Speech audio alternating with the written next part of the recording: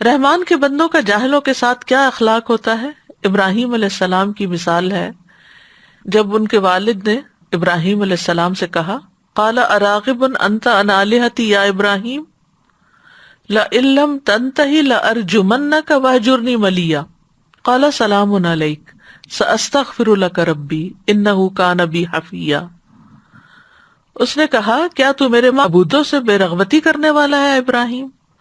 یقیناً اگر تو باز نہ آیا تو میں ضرور ہی تجھے سنسار کر دوں گا، اور مجھے چھوڑ دو اس حال میں کہ تو صحیح سالم ہے۔ ابراہیم کا جواب دیکھیے علیہ السلام، کہا تجھ پر سلام ہو، میں اپنے رب سے تیرے لیے ضرور بخشش کی دعا کروں گا، بے شک وہ ہمیشہ سے مجھ پر بہت مہربان ہے۔ باپ کا رویہ دیکھیے اور بیٹے کا رویہ دیکھیے۔ تو خلیل علیہ السلام نے، یعنی ابراہیم علیہ السلام نے جو خلیل اللہ تھے، وہ جواب دیا جو رحمان کے بندے جاہلوں سے بات کرتے ہوئے دیتے ہیں۔